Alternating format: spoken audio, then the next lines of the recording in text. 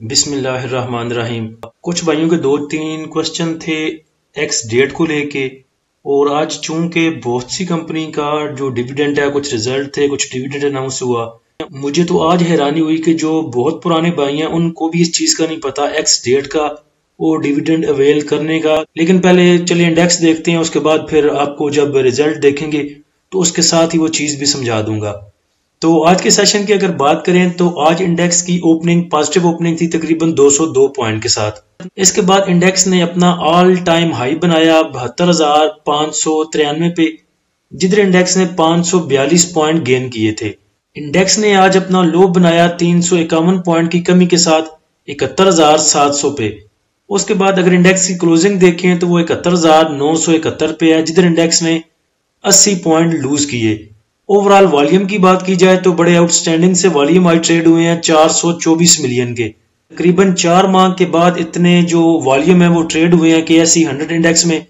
इससे पहले जो वॉल्यूम इतने ट्रेड हुए थे वो तकरीबन 5 जनवरी को इतने हाई वॉल्यूम ट्रेड हुए थे। आज के सेशन में इंडेक्स ने अपने पिछले हाई को ब्रेक किया और एक नया हाई बनाया।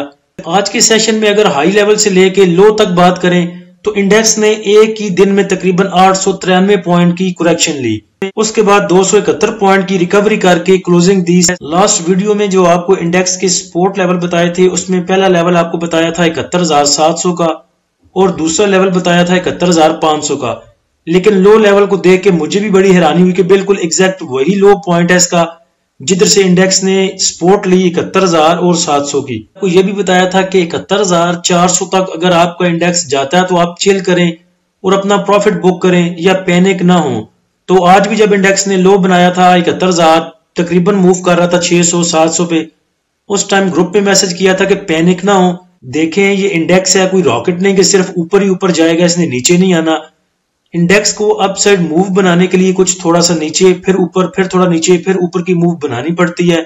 और अगर आप पिछले हाई लेवल को देखें तो 67,000 से लेके 72,000 तक आपका इंडेक्स आ चुका, तकरीबन 5,000 पॉइंट गेन कर चुका है। तो अगर वो 500,000 पॉइंट की करेक्शन लेता है तो मेरे ख्याल से आपको इधर पैनिक नहीं होना चाहिए। 500,000 पॉइंट की करेक्शन मैटर नहीं करती, मैटर करता है कि आपके पास जो स्टॉक पड़े हैं उनकी बाइंग किस प्राइस पे है। और प्रॉफिट बुक करने पे भी मेरे ख्याल से 3-4-5 दिन से मैं आपके साथ लगा हूं कि अब लिमिटेड हो जाएं, रिजर्व होके काम करें, अपनी कैश वापस लेके आएं। ये बहुत सी वीडियोस में आपको कह चुका हूं, ग्रुप में भी कह चुका हूं। इस टाइम कम से कम 50% कैश आपकी आपके पोर्टफोलियो में होनी चाहिए, ताकि अगर इंडेक्स करेक्शन लेता है 500,000 पॉइंट की तो आप कम से कम अपने स्टॉक को एवरेज कर सकें या कुछ नया स्टॉक ऐड कर सकें। आप एक्टिव स्टॉक में देखें तो KEL में सबसे ज्यादा वॉल्यूम जनरेट हुए 119 मिलियन के, WTL में 79 million, Unity 44 million, PIBTL 33 million, FFL 30 million, Airlink 24 million, FFBL, टैली, हास्कोल में 22 मिलियन के, सिनर्जी में 19 मिलियन के। सेक्टर वाइज अगर देखें तो कमर्शियल बैंक्स में आज अच्छी खासी मूव थी और 143 पॉइंट इसने गेन करवाए इंडेक्स को। Oil and gas exploration companies में आज अच्छी मूव थी। पावर जनरेशन में फार्मास्यूटिकल चला आपका, automobile, technology, fertiliser, insurance, refinery, food, insurance और फर्टिलाइजर, उसके साथ टेक्नोलॉजी, इनमें थोड़ी थोड़ी सी मूव थी लेकिन पॉजिटिव साइड पे थे। उसके बाद माइनस साइड पे देखें तो ऑटोमोबाइल असेंबलर में आज प्रेशर देखा गया। उसके बाद सीमेंट में आज सेलिंग देखी गई, क्योंकि सीमेंट सेक्टर आपका बहुत हाई जा चुका था, इसलिए उसमें प्रॉफिट टेकिंग थोड़ी सी बनती थी। उसके बाद इन्वेस्टमेंट बैंक्स हैं, miscellaneous, tobacco, engineering, paper, real estate, leather और ग्लास का भी आपको पता है कि पिछले 2 सेशन में अपर कैप लगते रहे हैं, TGL को भी और उसके बाद BGL को भी। तो आज थोड़ी सी उनमें प्रॉफिट टेकिंग देखने को मिली। पॉजिटिव पॉइंट कंट्रीब्यूटर में बात करें तो UBL ने सबसे ज्यादा पॉइंट कंट्रीब्यूट किए हैं 90 point, OGDC 44, KEL 37, EFT 36, BHL 30, MEBL 25, मारी 23, थल 21, BAFL 16, HMB 13 point. Minus point contributor में देखें तो MTL ने सबसे ज्यादा पॉइंट लूज किए हैं तकरीबन 90 पॉइंट, और कल MTL ऊपर था, पॉजिटिव पॉइंट कंट्रीब्यूटर में पहले नंबर पे था। उसके बाद DAWH 42 पॉइंट, PSC 40, पोल 33, लग 33, FABL 22, PAKT 19, Engro 18, MLCF 18, हबको 17 point. कुछ भाइयों के मैसेज आ रहे थे, जब भी कुछ रिजल्ट अनाउंस करता था मैं या ग्रुप में शेयर करता था तो उसके बाद उनकी मुझे मैसेज आता था कि अगर आज हम इसको लें तो इसका डिविडेंड अवेल कर सकते हैं या नहीं कर सकते। ये एंग्रो कॉर्पोरेशन का रिजल्ट है, आज अनाउंस हुआ है। डेट आपको नजर आ रही है सामने 25 अप्रैल। और मुझे ये देख के हैरानी हुई कि बहुत से भाई जो बहुत पुराने हैं, तकरीबन 5-5, 6-6 माह से मेरे ग्रुप में हैं, बहुत सी वीडियोस में भी बता चुका हूं कि कैसे आप रिजल्ट देख सकते हैं, डिविडेंड देख सकते हैं, कैसे आपने लेना है नहीं लेना। तो थोड़ा सा अगर आप खुद भी गौर किया करें तो किसी की मोहताजी से या किसी से पूछने से आप खुद भी बच सकते हैं।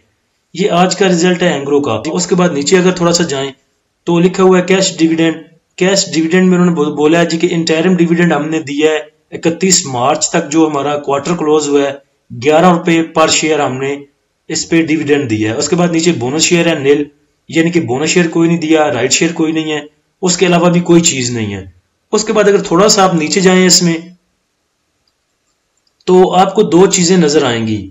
एक तो बुक क्लोजर डेट नजर आएगी और दूसरा उन्होंने मेंशन किया होगा हर रिजल्ट में, जिसमें किसी ने डिविडेंड अनाउंस किया तो साथ में ये भी मेंशन किया होगा।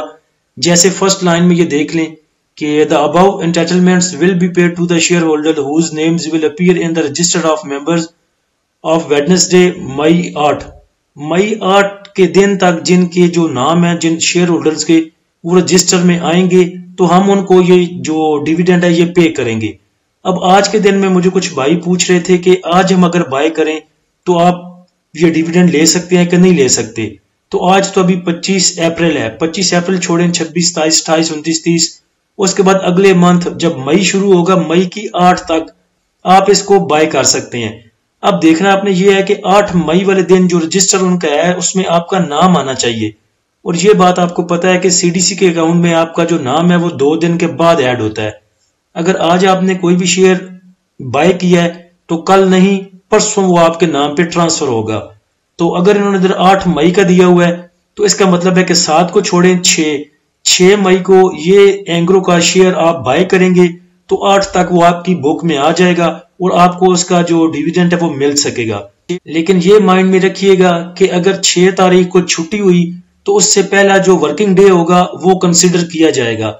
अगर 6 को भी छुट्टी होती है तो 5 कंसिडर किया जाएगा, अगर 5 को भी छुट्टी होती है तो फिर 4 तारीख जो है वो आपकी कंसिडर की जाएगी। तो ये लाजमी देखा करें कि उन्होंने कौन सी डेट दी है कि जिस डेट पे आपका नेम जो है वो रजिस्टर होगा या रजिस्टर में आएगा, बुक में आएगा, तो आपको जो वो डिविडेंड है वो मिलेगा।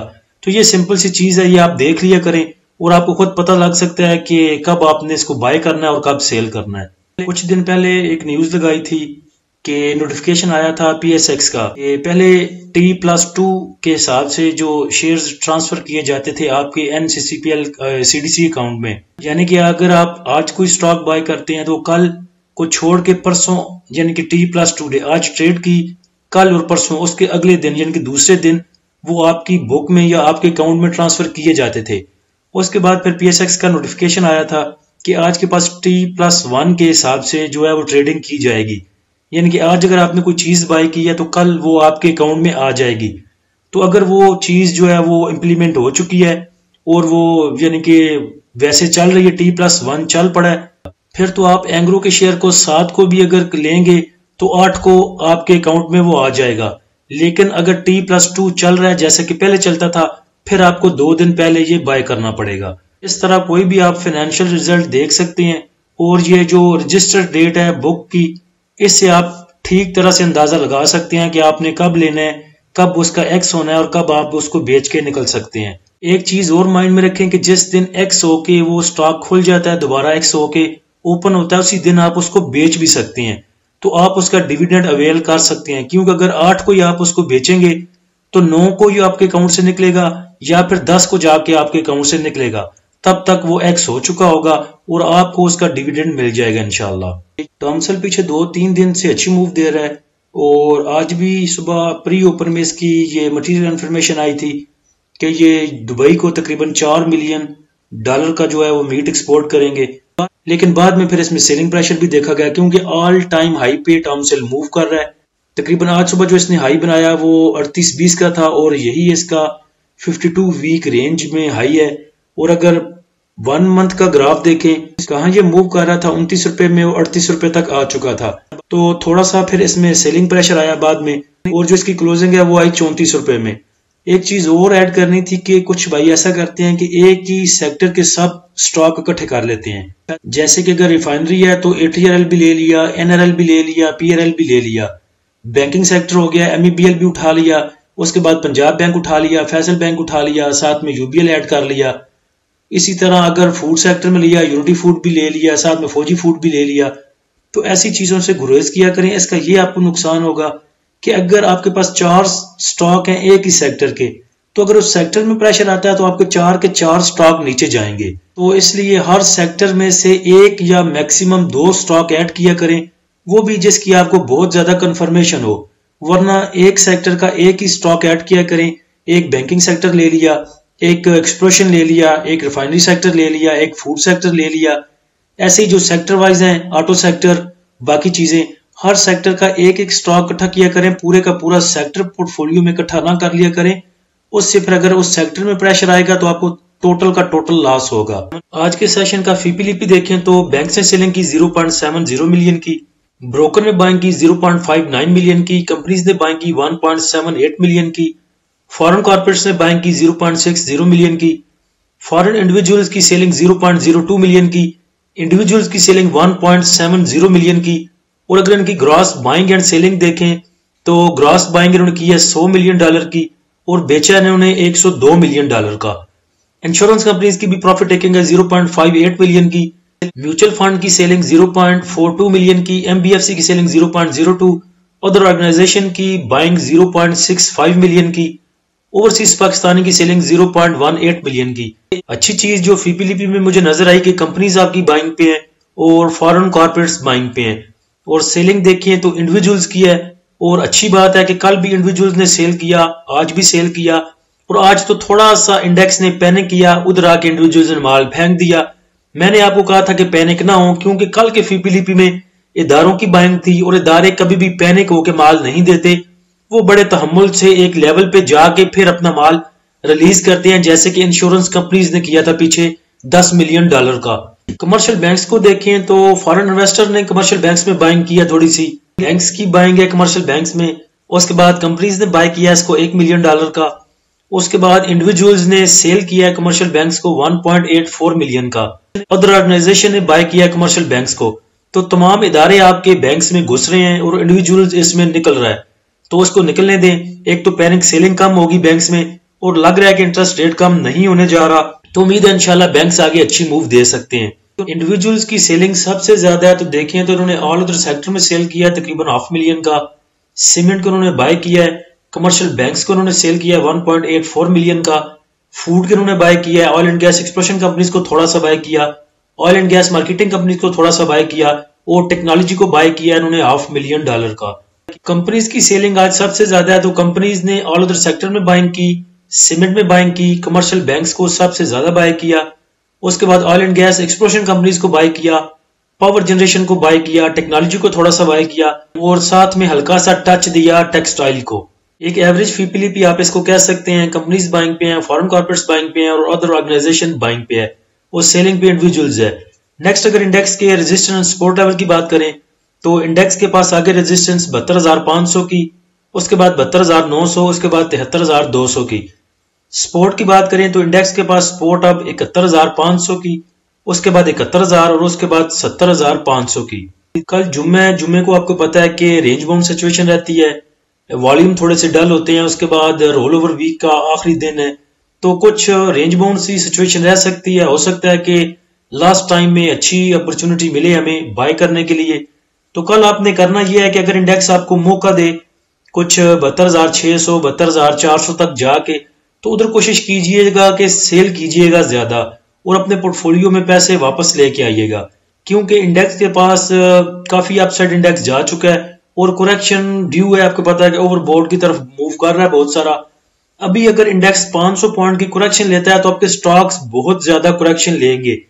आज भी आपने देखा कि इतनी ज्यादा करेक्शन नहीं आई थी, पैनिक सेलिंग भी नहीं थी, फिर भी इंडेक्स ने थोड़े से पॉइंट लूज किए और स्टॉक्स जो है वो बहुत तेजी से नीचे की तरफ जाते आपको नजर आए। तो कल यही करना है कि इंडेक्स हमारा 72,400 600 900 73,000 को टच करे। तो करना हमने ये है कि सेलिंग करेंगे, अपने जो प्रॉफिट वाले स्टॉक हैं उनको निकालेंगे, कैश अपने पास रखेंगे और उसके आगे एक दो ट्रेड लिया करेंगे डेली बेसिस पे। और जब इंडेक्स फिर डिप लेगा, कोई बड़ी करेक्शन लेगा, तो उधर इंशाल्लाह फिर बल्क में बाइंग करेंगे। और जो बाकी स्टॉक अभी नीचे नीचे रेंग रहे हैं उनको अप्रोच करें।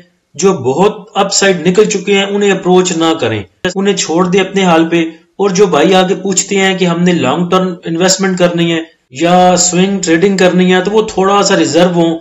अभी इंडेक्स बहुत हाई पे है। जिन्होंने कुछ इन्वेस्टमेंट के लिए स्टॉक उठाने हैं, थोड़ा सा नीचे करेक्शन लेने दें इंडेक्स को, उधर जाके फिर स्टॉक पकड़ेंगे जो कि इन्वेस्टमेंट के लिए अच्छे नजर आए। अल्लाह हम सबका हामी नासिर हो। इजाजत दीजिए, अल्लाह हाफिज।